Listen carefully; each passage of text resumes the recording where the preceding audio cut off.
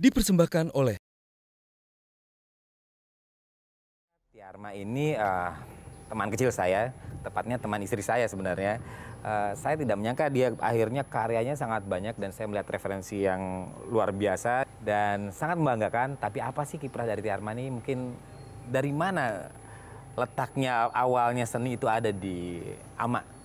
Oke, kalau awal-awal saya tertarik dengan dunia fashion dari SMP, terus SMA semakin bulat saya harus jadi fashion designer. Fashion designer.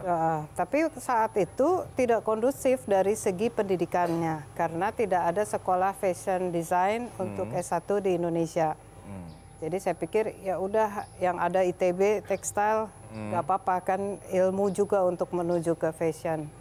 Nah, saya kuliah di ITB, jurusan tekstil desain, lalu saya dapat kesempatan kerja praktek di Jerman dan di Austria. Saya lakoni itu, tapi ternyata saya terjebak, kok ini dunia industri tidak ada kreativitas sama sekali.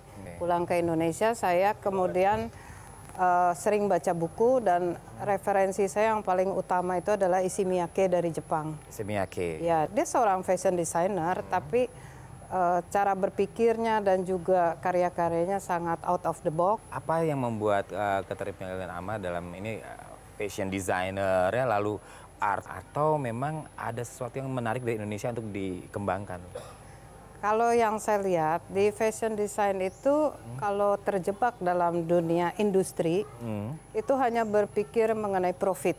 Jadi setelah saya ngobrol-ngobrol ke berbagai perancang terkenal di Indonesia, mereka sendiri juga menyatakan bahwa hanya sekitar 75%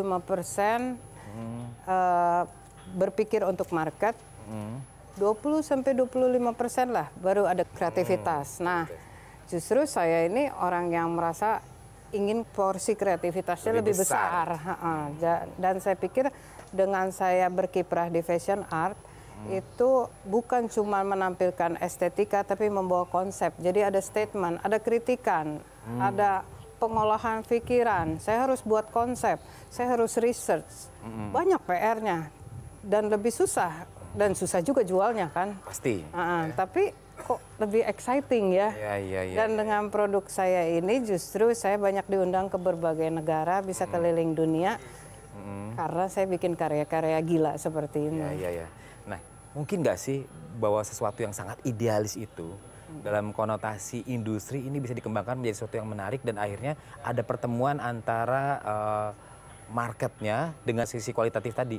Kan kadang-kadang kalau bentuk yang massal, yang penting tren lagi ke sini, orang suka begini, ini lagi dipakai, kerjakan itu buatnya.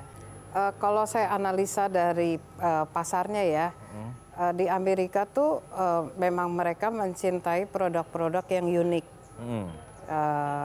Sangat menghargai dan mau berani membayar untuk itu. Cuman saya pikir-pikir apakah hanya di luar negeri saja begitu itu tidak bisa berkembang di Indonesia. Ternyata setelah saya sering diundang ke Thailand, saya lihat kok di Thailand berani banget ya. Mereka membuat sebuah mall tuh manekinnya aja udah diolah dengan baik, unik. Jadi kita masuk ke mall, kita merasa kayak masuk ke ya setengah galeri lah ya. Mulai dari displaynya sampai ke kostumnya dan itu disupport oleh pemerintah ya. Karena itu beli tidak beli pengunjung, tapi si mall itu menjadi daya tarik mancanegara untuk datang ke situ karena unik. Luar biasa ya. Dipersembahkan oleh